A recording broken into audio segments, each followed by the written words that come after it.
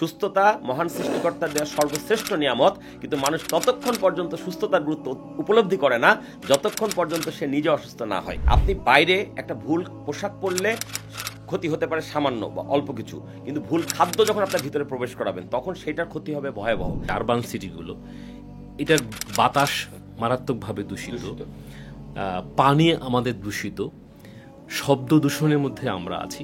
এই নগর জীবন ছেড়ে দাও, কিন্তু যত সহজে এই কথাটা আমি বলতে পারছি এত সহজে আমরা কেউই এটা করতে পারছি না। বাংলাদেশে প্রতি 10 জনে একজনের ডায়াবেটিক। খাবারের অভ্যাস, এটা কি আমাদের মৃত্যুর দিকে টেনে নিয়ে যাচ্ছে না? উপশম এবং নিরাময় দুইটো শব্দ কিন্তু এক নয়। 18-20 কোটি লোকের দেশে 5 কোটি লোক যদি শুধুমাত্র এই হাসপাতাল আর ক্লিনিক দৌড়াদৌড়ি করে সময় পার করে, এ দেশে মানুষের উন্নতি হবে কখন? পরিষ্কার কথা রাসূলুল্লাহ বলে দিয়েছেন, আল্লাহ পাক পৃথিবীতে এমন কোনো রোগ পাঠান নাই যার সমাধান প্রকৃতিতে রাখেন নাই। এই যে ড্রাগ ব্যবসায়ীরা এসে ডক্টরদের চেম্বারের সামনে দাঁড়াই থাকে, মানে আইন বহির্ভূত একটা কার্যক্রম চলতেছে।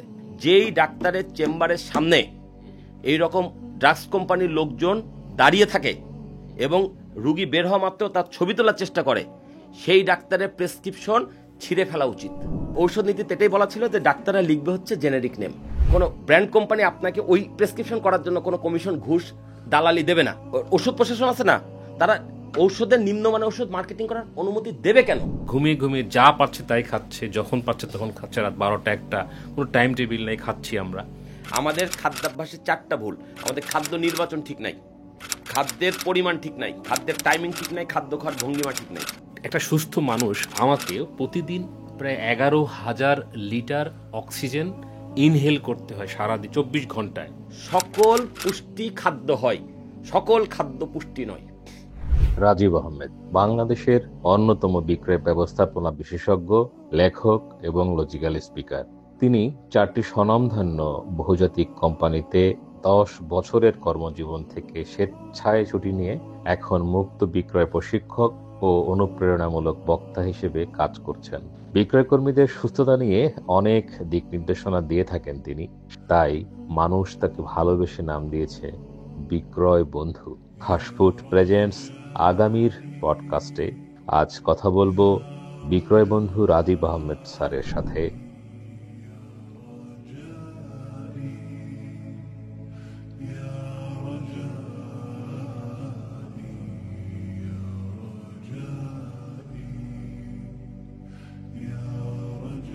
যেই বিষয়টা নিয়ে আজকে আমরা আলোচনা করছি, স্বাস্থ্য মহামারী, চিকিৎসা, বাণিজ্য এবং বাংলাদেশ প্রেক্ষাপট, এই সমস্ত বিষয়ে আমরা যেটা দেখি, আপনি খুব কি বলবো যে একদম কাট কথা বলেন, যেটা বাস্তব সেটা আপনি তুলে ধরেন। এটা অবশ্যই প্রশংসনীয়। আজকে আমরা আপনার কাছ থেকে সেই বিষয়গুলো নিয়েই জানতে চাইব। তো শুরুতেই যে বিষয়টা আমি জানতে চাই যে আপনি তো সেলস মার্কেটিংয়ের উপরে দীর্ঘদিন কাজ করছেন। যদি খুব সহজে বলি যে ওইখানে আপনি 1 যুগেরও বেশি সময় কাজ করেছেন, এখন আপনি স্বাস্থ্য নিয়ে কাজ করছেন, এইটার যদি আমাকে একটু ব্যাকগ্রাউন্ডটা একটু বলেন তাহলে আমাদের জন্য একটু সুবিধা হয় আর কি। প্রথম কথা হচ্ছে যে আমি একজন পেশাগত বিক্রয় প্রশিক্ষক। আমার ব্যাকগ্রাউন্ড যদি বলেন তাহলে আমি গত 23 বছর ধরে বিক্রয় অঙ্গনের সাথে ওতপ্রোতভাবে জড়িত আছি। আমি 4টা বহুজাতিক কোম্পানিতে 10 বছর চাকরি করেছি। পরবর্তীতে আমি বিক্রয় প্রশিক্ষক হিসেবে দায়িত্ব পালন করছি। আমার কাজ তো মানুষকে বিক্রয়ের কৌশল শেখানো, বেশি বিক্রি করার উপায় বলে দেওয়া। সেই মানুষ কেন স্বাস্থ্য নিয়ে কথা বলছে? আমি ডাক্তারও নই, চিকিৎসকও নই, কবিরাজও নই।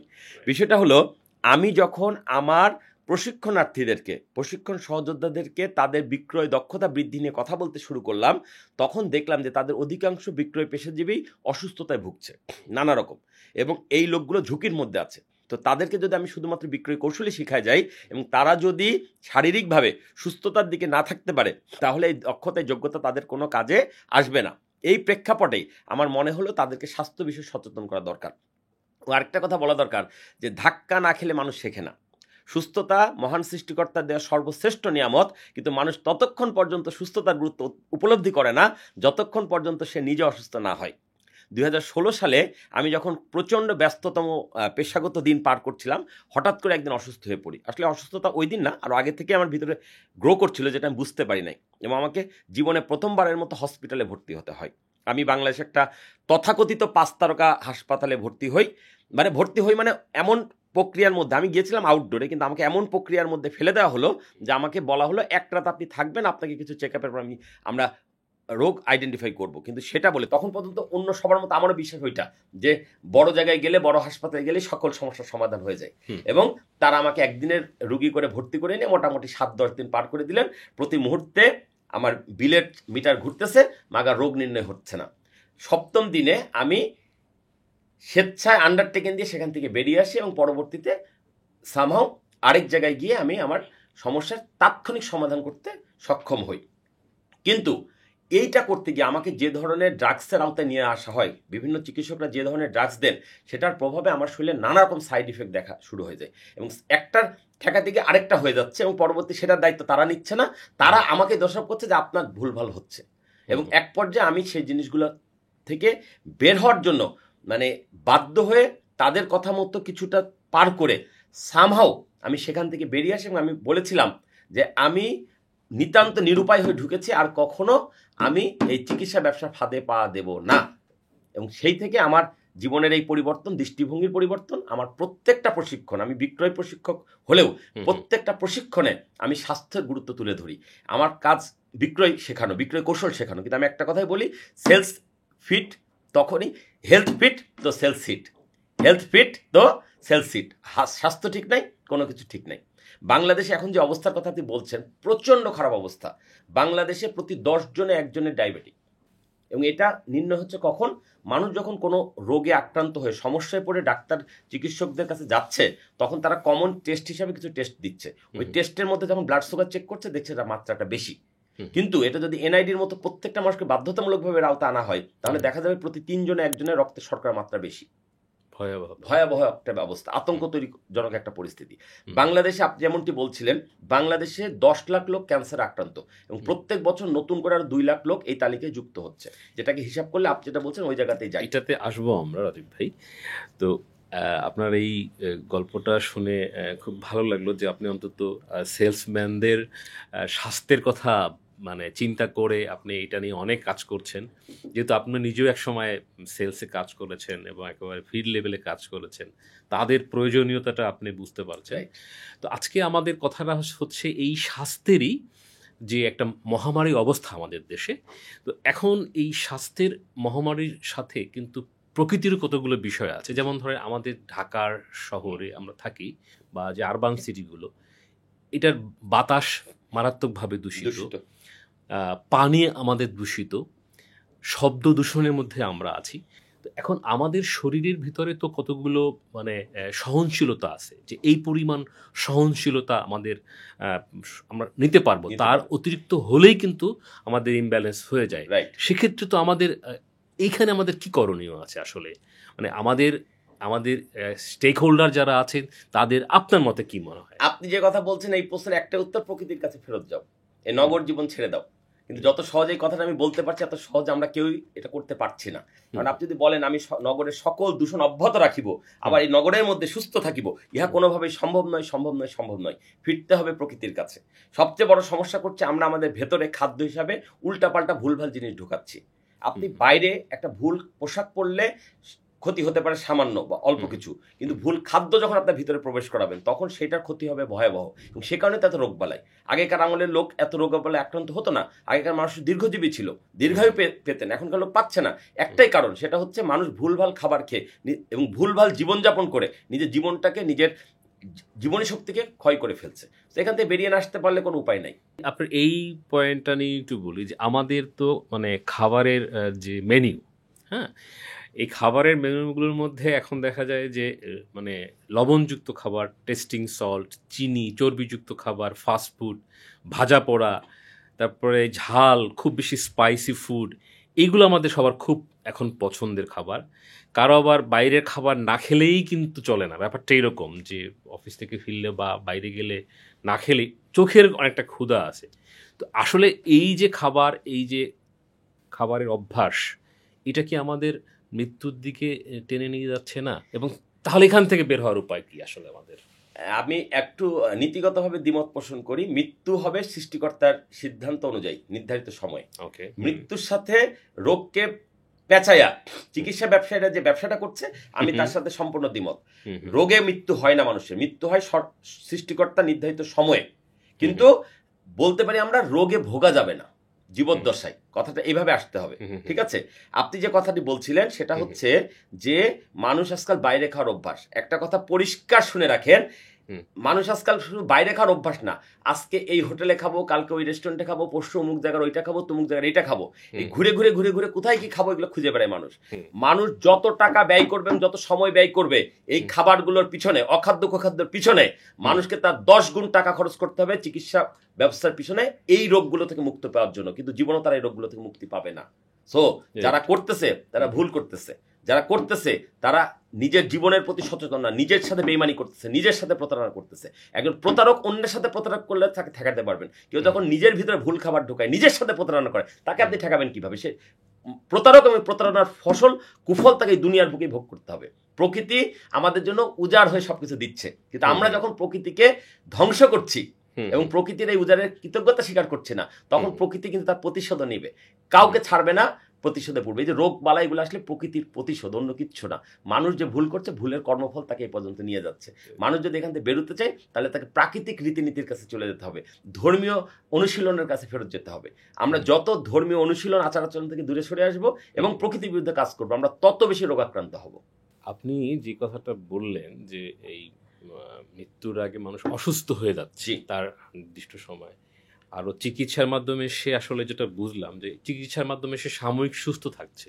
অর্থাৎ যদি আমি বিষয়টাকে এভাবে বলি, তার আগে ভাই আমি আরেকটু ক্লিয়ার করি, উপশম এবং নিরাময় দুইটার শব্দ কিন্তু এক নয়। উপশম আর নিরাময়, নিরাময় মানে স্থায়ীভাবে শেষ হয়ে যাওয়া, দূর হয়ে যাওয়া, আর উপশম মানে সাময়িক চাপা দেওয়া। আধুনিক চিকিৎসা ব্যবস্থা রোগের নিরাময় করতে পারে না, পারে না, পারে না।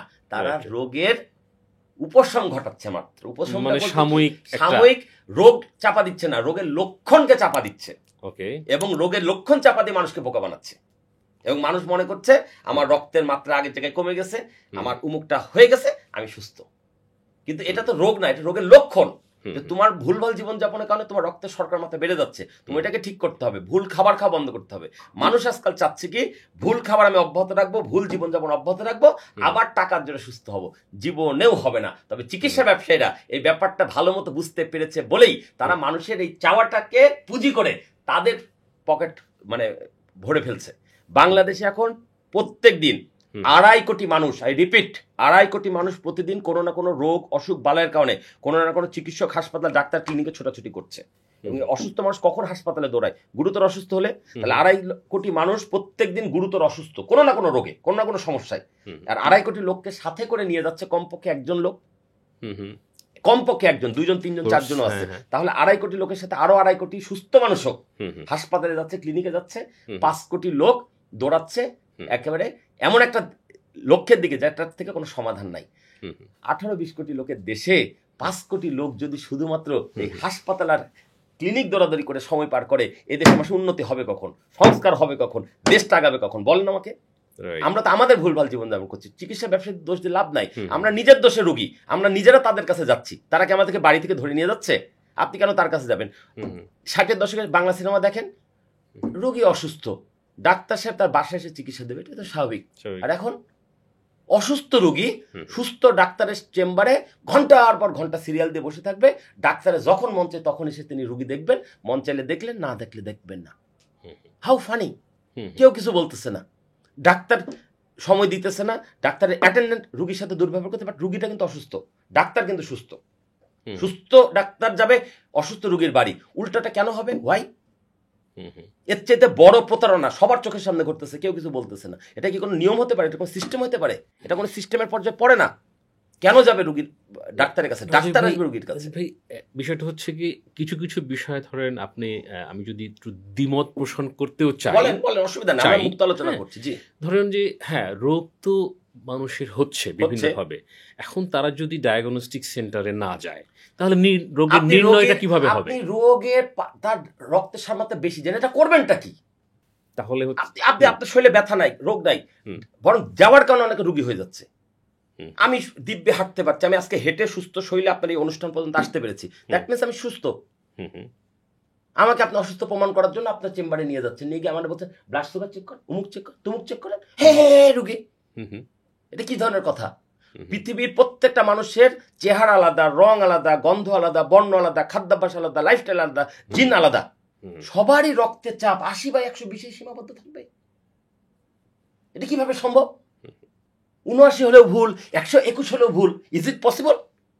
বড় আপনি কি মজার দেখেন, 80/120 বলেন আর 90/130 বলেন, আপনি যেই প্যারামিটারই সেট করবেন সেই প্যারামিটারে পড়বে 3% লোক, 97% লোক তার মধ্যে পড়বে না। আপনি সবাইকে রুগী বানিয়ে দেবেন। How funny! আপনার শরীর ভাই, আমরা কয়েকটা বিষয় খালি খুঁটিয়ে বের করতে পারছি, ওই কটা জিনিস নিয়ে আমরা নিজেদেরকে মহাপণ্ডিত জ্ঞানী মনে করতেছি। এর বাইরে মহাপ্রকৃতি আরো কত কিছু আছে আমরা জানি। যে কটা রোগ খুঁজে বের করতে পারি, রোগের টোটাল পরিমাণ এই কটা। নো, এর বাইরে অর্চনা জিনিস অনেক কিছু আছে। এত কিছু ঘাটাঘাটির দরকার নেই তো আপনার। আপনি কোরআনের কাছে ফেরত যান, আপনি হাদিসের কাছে ফেরত যান। পরিষ্কার কথা রাসূলুল্লাহ বলে দিয়েছেন, আল্লাহ পাক পৃথিবীতে এমন কোনো রোগ পাঠান নাই যার সমাধান প্রকৃতিতে রাখেন নাই। তা আপনি প্রকৃতির কাছে ফেরত যান। আপনার রোগের উপযুক্ত ঔষধটা কোনো না কোনো গাছগাছার মধ্যে আছে, কোনো না কোনো মহাপ্রকৃতি, সেটা খুঁজে বের করেন। তা না ল্যাবরেটরির মধ্যে গবেষণা করছেন যে ল্যাবরেটরির সাথে বাস্তবতার কোনো মিল নাই। এবং আজকাল গবেষণার নামে অধিকাংশ ক্ষেত্রে প্রতারণা করা হচ্ছে। যাদের টাকা দিয়ে গবেষণা করা হচ্ছে তারাই আগে বলে দিচ্ছে আমি এই রকম রিপোর্ট চাই, এবং গবেষকদের কাজ হচ্ছে না মিললেও জোর করে ওইটা মিলাই দেওয়া, এবং সেগুলাকে সামনে রেখে ড্রাগস ব্যবসাকে রমরমা। এই যে ড্রাগ ব্যবসা রমরমা, এইটার সিকোয়েন্সে আপনাকে একটা জিনিস জানতে চাই। আপনাকে দেখি প্রায় একটা কথা লেখেন বা তুলে ধরেন সবার সামনে, সেটা হলো যে এই যে ড্রাগ ব্যবসায়ীরা এসে ডক্টরদের চেম্বারের সামনে দাঁড়াই থাকে, জি, ডাক্তাররা কি লিখছেন, এমনকি রোগীকে একটু সাইড করে বলে কি লিখছেন সেটা দেখতেও হবে, তার চিকিৎসাপত্র ছবি তুলে নিয়ে যাচ্ছে। প্রথমত কথা হচ্ছে যে এটা কতটুকু সঠিক? এইটা অনৈতিক, অবৈধ এবং মানে আইন বহির্ভূত একটা কার্যক্রম চলতেছে বাংলাদেশে। আইন করে এই ঔষধ যারা প্রতিনিধি বলা হয় এদের পেশাটাকে বন্ধ করে দেওয়া উচিত, কারণ এইটার মাধ্যমে আরো বেশি ক্ষতির কারণ হচ্ছে। ভাই, আপনি মার্কেটিং এর যে কোনো পণ্য, আমার এটা পণ্য, আমি এটা বলতে পারি যে ভাই এটা আমার সুন্দর একটা কাপ, আপনি কেনেন, আপনি কিনতেও পারেন নাও কিনতে পারেন, রাইট? হ্যাঁ, কিন্তু ড্রাগস কিন্তু সেই জিনিস না। আপনি পণ্যটা কেনার ক্ষেত্রে একটা টার্গেট থাকতে পারে যে আমি এটা উৎপাদন করে আমি চাইবো এটা এই মাসে 500 পিস বিক্রি হোক, এটা একটা টার্গেট থাকতে পারে। কিন্তু ড্রাগস কি কখনো এইভাবে টার্গেট দিয়ে বিক্রি করা সম্ভব? আমার 500 পিস আমি ঔষধ তৈরি করেছি, ওষুধ তো না, ওষুধরূপী ড্রাগস তৈরি করেছি, এই জন্য 500টা রোগী রেডি, এটা সম্ভব। তাহলে কি হচ্ছে? ফোর্স করে মানুষকে ভুলভাল ড্রাগস সেবন করানো হচ্ছে। যেই ডাক্তারের চেম্বারের সামনে এইরকম ড্রাগস কোম্পানির লোকজন দাঁড়িয়ে থাকে এবং রুগী বের হওয়া মাত্র তার ছবি তোলার চেষ্টা করে, সেই ডাক্তারের প্রেসক্রিপশন ছিঁড়ে ফেলা উচিত। কারণ আমি নিশ্চিত ওখানে যদি 4টা ড্রাগসের নাম লেখা থাকে, আসলে রোগীর প্রয়োজন ছিল সাময়িক রোগ উপশমের জন্য 2টির, আর বাকি 2টো ওই বাইরে দাঁড়িয়ে থাকা কর্মকর্তার সাথে এই লোকের, এই ডাক্তারের চুক্তি হয়েছে যে ভাই আজকে সারাদিনে তোমাকে 10টা প্রেসক্রিপশন দেবো, তোমাকে 10,000 টাকা দিবা।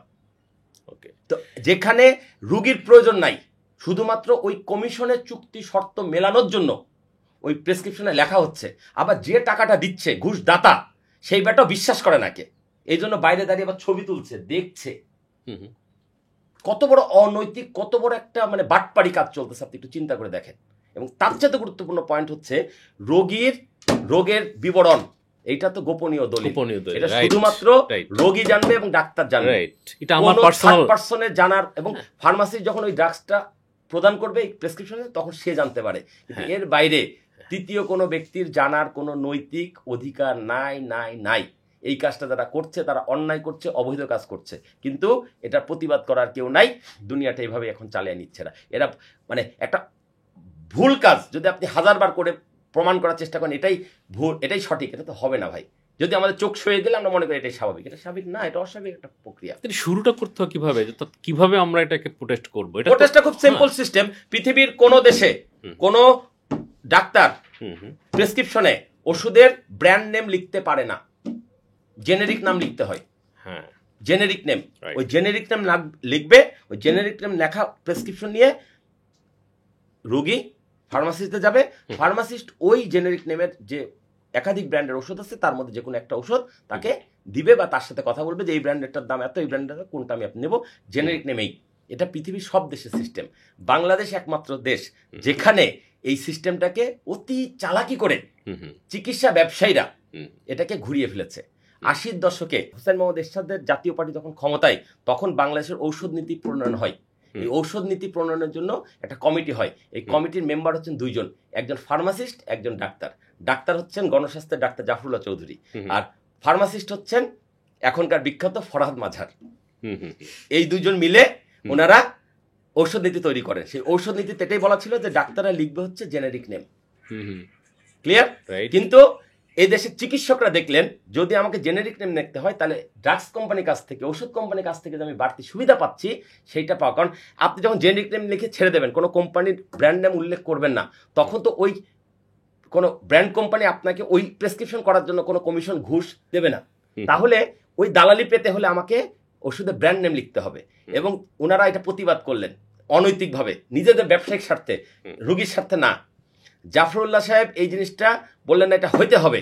তাকে জাফরুল্লাহ সাহেবকে বিএমএ সদস্যপদ বাতিল করে দিল। ডক্টর মেডিকেল অ্যাসোসিয়েশন যে ডাক্তারদের ফোরাম, তার থেকে বাদ করে দিল যে তুমি আমাদের হয়ে আমাদের বিপক্ষে কথা বলছো কিনা। উনি আবার এসবের পরোয়া করতেন না, উনি বাদ পড়লেন। কিন্তু জাতীয় চাপের কাছে শেষমেশ সরকার নতজানু হতে বাধ্য হয় এবং এই নিয়ম চালু করতে বাধ্য হয় যে ঠিক আছে ডাক্তাররা ব্র্যান্ড নেম লিখবে। এই ব্র্যান্ড নেম লিখতে গিয়ে তারা আবার যুক্তি দেয় কি শুনবেন? তারা যুক্তি দেয় আমরা যদি ব্র্যান্ড নেম না দিই তাহলে তো যে কোনো খারাপ নিম্নমানের ঔষধ রোগীর কাছে চলে যেতে পারে।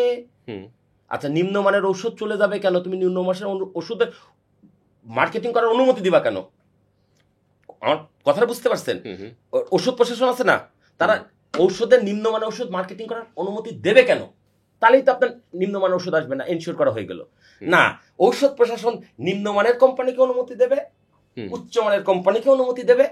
ডাক্তার এখন উনি খুব পণ্ডিত, উনি বুঝে ফেলেন যে কোনটা লেখা যাবে, উনি তখন সেই ব্র্যান্ড নেম দেখবে। উনি তো ব্র্যান্ড নেম দেখে উনি কি ওষুধ নিয়ে গবেষণা করছে?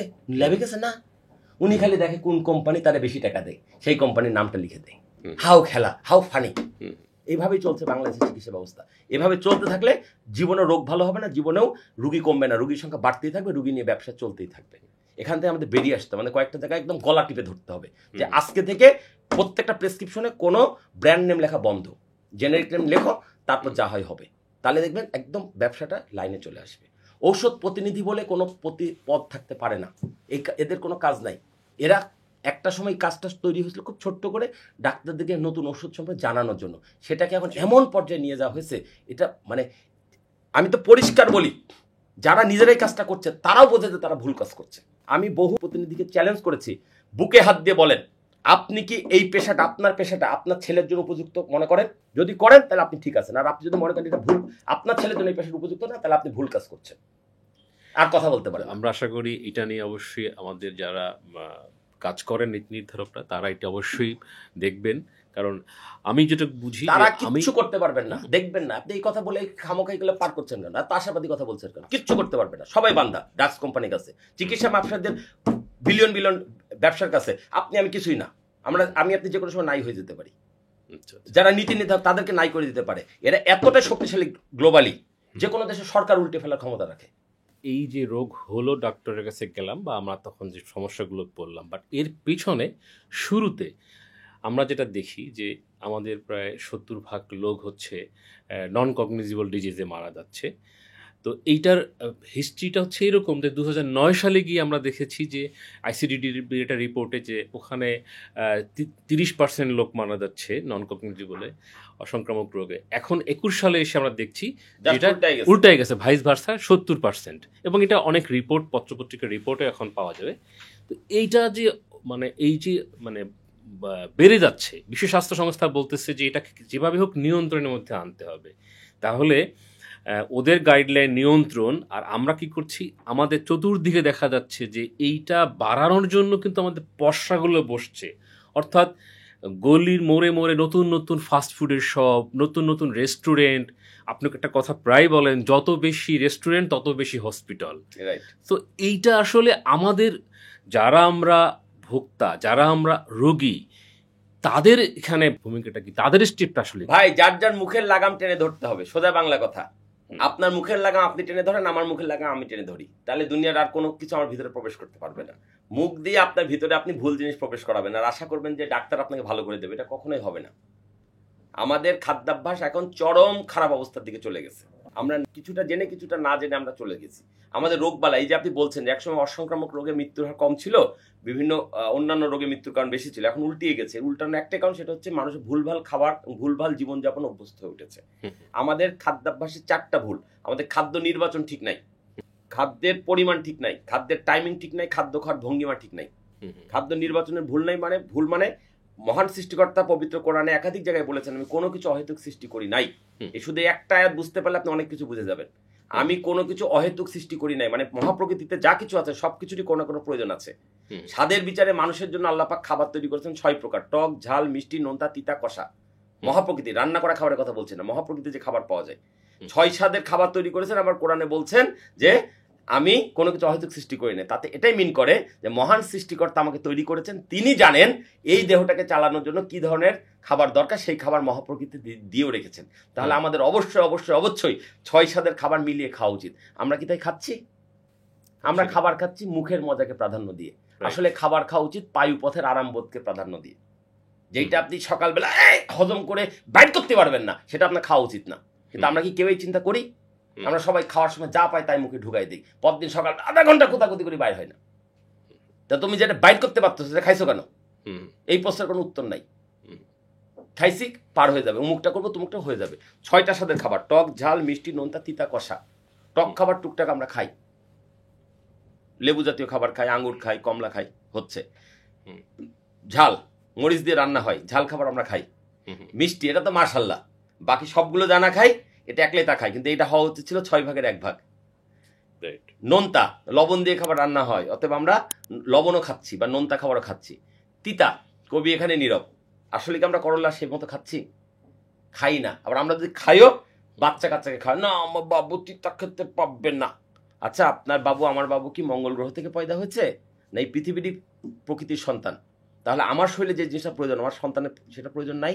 আমরা কি শেখাচ্ছি বাবা মা হিসেবে আমাদের সন্তানকে তিতা খাও? শেখাচ্ছি না। আচ্ছা, তিতা তারপরেও ঢুকছে কোনো না কোনোভাবে। কষা চিনি তো না, কোন খাবারটা মুখের মধ্যে মানে মুখটা কষ্ট কষ্ট লাগবে। আবার দেখেন আল্লাপাক কত মেহেরবান, মানুষের এই ভুল করবে এটা আল্লাপাক জানেন এবং ভুল শুধরানোর সহজ উপায় রেখেছেন।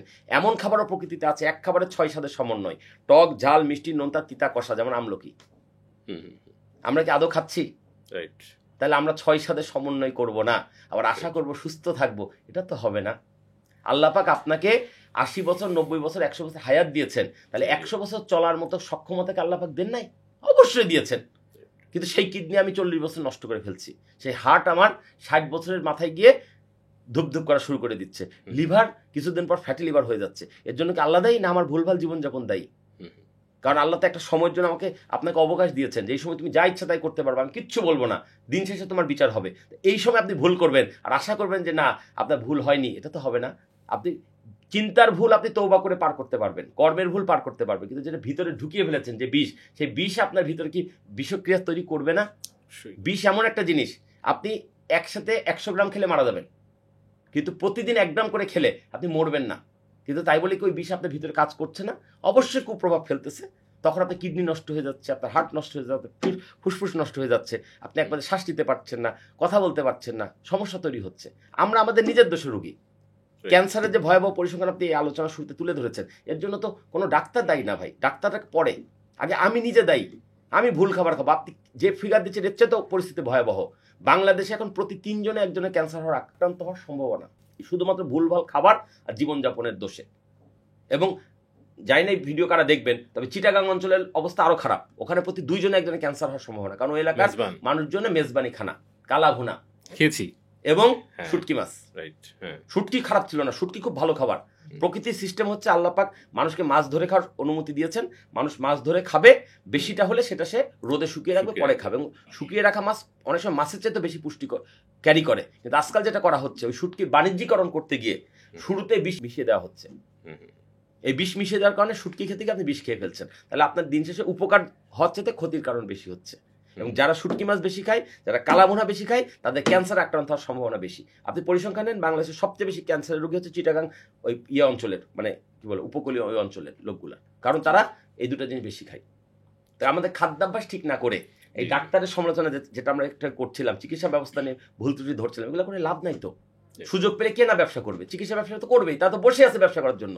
30-40 লাখ টাকা খরচ করে একটা লোক ডাক্তার হয়েছে, তো তারা তো চাইবে সে টাকা উসুল করতে। তার দোষ দিতে লাভ নাই। আমি আমার মুখ সামলাতে পারছি কিনা, আমি আমার মুখ সামলাতে পারবো না, আমি ভুল খাবার খাবো, ভুলভাবে চলবো, আর আশা করবো টাকার জোরে হবে। টাকার জোরে সুস্থতা নিশ্চিত করা সম্ভব না, সবকিছু নিশ্চিত করা সম্ভব হলেও এই জিনিসটা আমাদের মাথার মধ্যে ব্যাপারটা কি দাঁড়ালো? ব্যাপারটা দাঁড়ালো কি এরকম যে আপনি, আমি বা আমরা যারা কর্মজীবী মানুষ, তারা সবাই কাজ করছি, সারাদিন ইনকাম করছি, ব্যাংকে টাকা রাখছি, শেষ জীবনে গিয়ে ডাক্তারের পিছনে, হাসপাতালের পিছনে দেওয়ার জন্য। শেষ জীবন পর্যন্ত না, তার আগেই তো দিয়ে দিচ্ছি, দিয়ে নিশ্চয় হয়ে যাচ্ছে। বাংলাদেশে প্রতি বছর শুধুমাত্র চিকিৎসা ব্যয়ভার মেটাতে গিয়ে 60 লক্ষেরও বেশি মানুষ দারিদ্র সীমার নিচে নেমে যাচ্ছে। মানে তাদের যে পরিমাণ আয় রোজগার ছিল সেটা দিয়ে সে তার শেষ জীবন পর্যন্ত মোটামুটি ভালোভাবেই খেয়ে পড়ে বেঁচে থাকতে পারতো, কিন্তু হঠাৎ করে তার হার্টে রিং পড়ানো লাগছে, 5 লাখ টাকা নাই। হঠাৎ করে তার উমুক হয়েছে, কিডনি ট্রান্সপ্লান্ট করতে হচ্ছে, 10 লাখ টাকা নাই। এগুলা করতে গিয়ে মানে মরার আগে মরে যাচ্ছে, গরিব হওয়ার আগে গরিব হয়ে যাচ্ছে, এবং তখন এক পর্যায়ে তারা মানে তাদের দিন আনা দিন খাওয়ার অবস্থাও থাকতেছে না। এটাকে জীবন বলে না। আমাদের এই অনুষ্ঠানটা তো আসলে সাধারণ যারা মানুষ তাদের জন্যই অনুষ্ঠান। তাদেরকে যদি বলি সহজ করে যে একটু অ্যাওয়ারনেস বিল্ড আপের জন্য আমাদের অনুষ্ঠান। তো এই যে কথাটা লাস্ট আপনি বললেন যে চিকিৎসা ব্যয় অত্যন্ত জটিল, অর্থাৎ নন কগনিজিবল ডিজিজেতে 70% মানুষ মারা যাচ্ছে। মানে এখনও যারা ঘুমিয়ে আছে, ঘুমিয়ে যা পারছে তাই খাচ্ছে, যখন পাচ্ছে তখন খাচ্ছে, রাত 12টা 1টা, কোনো টাইম টেবিল নেই, খাচ্ছি আমরা। তাদের কি এতটুকু বোঝার মানে সুযোগ কি হবে না যে এই নন কগনিজিবল ডিজিজে একটা পরিবার কিভাবে পথে বসে যায়? একটা পরিবারের যদি কিডনির সমস্যা হয়, আমার প্রতিবেশী 2 জন এই কিডনির চিকিৎসা করতে করতে নিঃস্ব হয়ে গেছে আমার চোখের সামনে। তো ক্যান্সারের রোগী যখন হয় তখন তারা কিন্তু নিজেও মরে যায়, পরিবারটাকে সব মেরে শেষ করে চলে। আমাদেরকে এখান থেকে বের হতে হবে, এবং আপনি যেটা বলেছেন যে প্রকৃতিতে ফিরে যেতে হবে, তো এখানেও তোমার একটা প্রশ্ন আছে, প্রকৃতির সাথে কি আমরা সঠিক আচরণ করছি? প্রকৃতির সাথে আমরা অত্যন্ত খারাপ আচরণ করছি। যদি আমি একটা স্ট্যাটিস্টিক দিই, ইফ ইউ অ্যালাউ মি, যে একটা সুস্থ মানুষ আমাকে প্রতিদিন প্রায় 11,000 লিটার অক্সিজেন ইনহেল করতে হয় সারাদিন 24 ঘন্টায়, এবং এই 11,000 লিটার অক্সিজেন আমাকে কিন্তু প্রকৃতি থেকেই পাচ্ছি। একটা পূর্ণাঙ্গ বৃক্ষ, একটা পূর্ণাঙ্গ গাছ প্রতিদিন 4টা মানুষকে অক্সিজেন সাপ্লাই দিয়ে থাকে।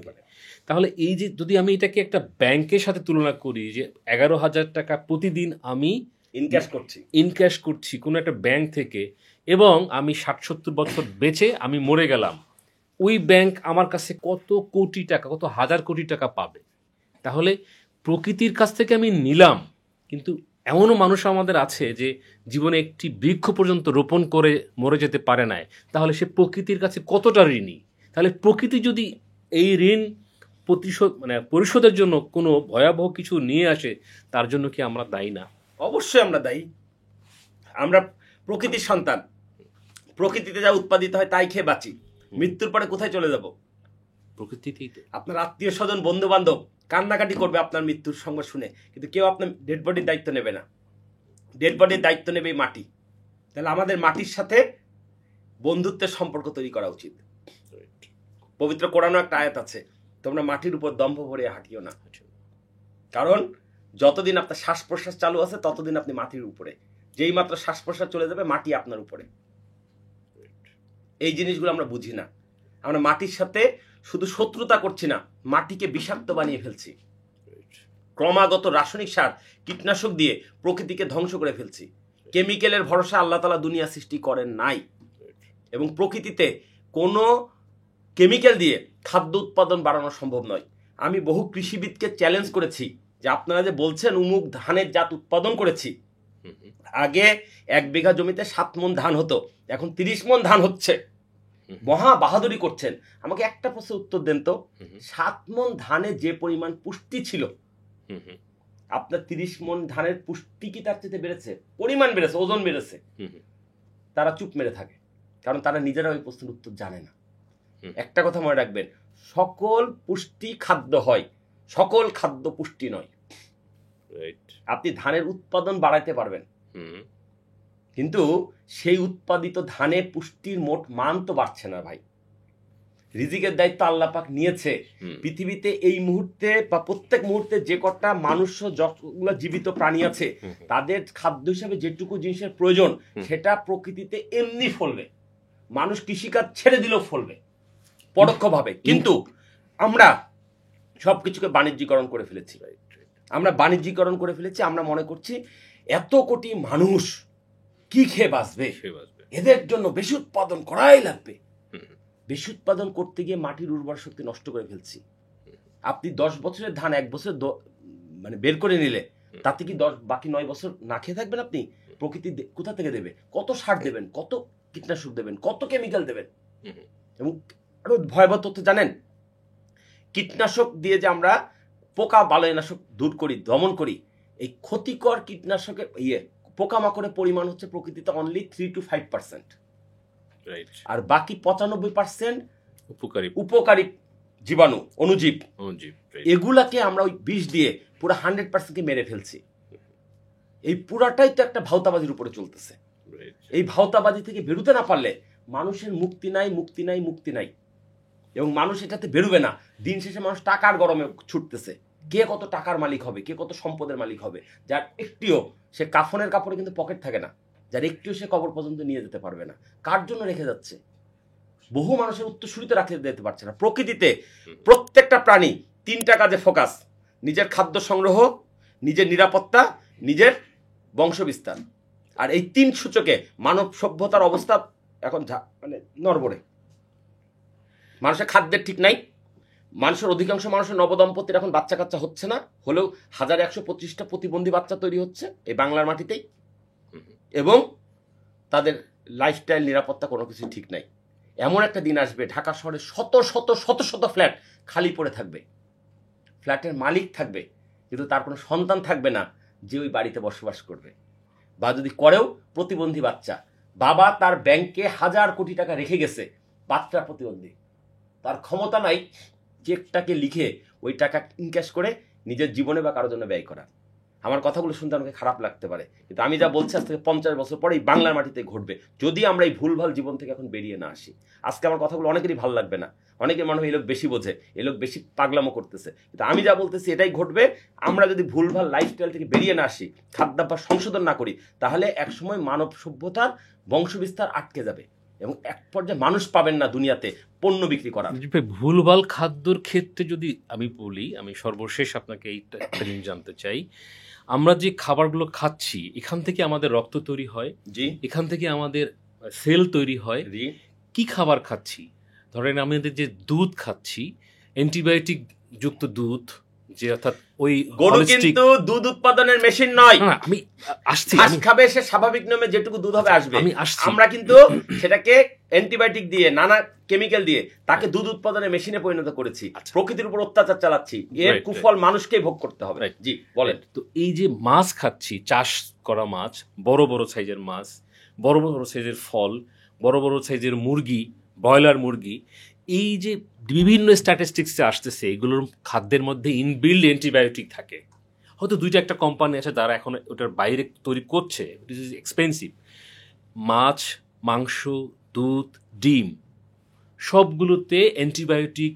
এমনকি ওই যে খামারে যে থাকে, সেটা ওই গরুর খামার হোক আর মুরগির খামার হোক, ওর যে চাষি থাকে উনি আবার অ্যান্টিবায়োটিক ডোজটা একটু বাড়ায় দেয়। 3-4 জন এসআরের সাথে কথা বলে ককটেল বানায় দিয়ে দেয়, মুরগিকে খাওয়ায়, মাছকে খাওয়ায়, অর্থাৎ যেন না মরে, ওইটাকে প্রোটেক্ট করতে হবে। এর বাই প্রোডাক্ট ভোক্তার কাছে আসার পরে কি হচ্ছে না হচ্ছে এটা তার হেডেক না। আমরা যে প্রতিনিয়ত এই খাদ্যের মাধ্যমে যে অ্যান্টিবায়োটিকটা নিতেছি, এইটা কতটা ভয়াবহ। পাশাপাশি আবার আমরা কিন্তু অ্যান্টিবায়োটিক আবার নিজেই কোনো একটা সমস্যা হলে কি মানে ডিসপেন্সারি থেকে নিচ্ছি, ডাক্তার দিচ্ছে, এমনকি ফার্মেসির তারা প্রেসক্রিপশন ছাড়াই অ্যান্টিবায়োটিক দিচ্ছে। আবার আমরা কি করতেছি, মজার ব্যাপার, অ্যান্টিবায়োটিক ডাক্তার বলছে 3 বার খাইতে বা 2 বার খাইতে, আমি কিন্তু অসুস্থতা একটু কমে গেছে ছেড়ে দিছি, অ্যান্টিবায়োটিক কোর্স কমপ্লিট করে নেই। অনেক লোক আছে। আবার ঠিক টাইম মতো যে অ্যান্টিবায়োটিকটা খেতে হবে এইটাই বা কিন্তু কয়জন করে? তাহলে এই যে অ্যান্টিবায়োটিকগুলো আমাদের শরীরে ঢুকতেছে, এই অ্যান্টিবায়োটিকগুলো আমার ভিতরে ঢুকে যে সেলগুলো তৈরি করতেছে, এই সেলগুলো কিন্তু আমাদের শরীরটাকে ইমব্যালেন্স করে ফেলতেছে। এইখান থেকে আমরা কিভাবে উত্তরণ পাবো? এই অ্যান্টিবায়োটিক সোসাইটি থেকে আমরা কিভাবে উত্তরণ পাবো? অ্যান্টিবায়োটিক খাবেন না, আপনি প্রশ্নের মধ্যে উত্তর আপনি তো বলে দিলেন। এই ভয়াবহ তুলে ধরে কিভাবে করবো? কি খাবো তাহলে আমরা? আমাদের তো বাজারে দয়াল যেটাই বাবা, খাবো, কলা খাবা, গাছ লাগায় খাও। বাংলা আমি বলি আপনাকে, হ্যাঁ, ছোটবেলায় গ্রামে যখন জামাই আসতো, হুম। তখন তার মোবাইল ফোন ছিল না, জামাইরা ফোন করে আসতে পারতো না। হুম। হঠাৎ করে জামাই দুপুরবেলা চলে এসছে, হাজির। হুম, এখন শ্বশুর বাড়ির লোকজন, হ্যাঁ হ্যাঁ জামাই এসছে, সামনে মাংস রান্না করে দিতে হবে।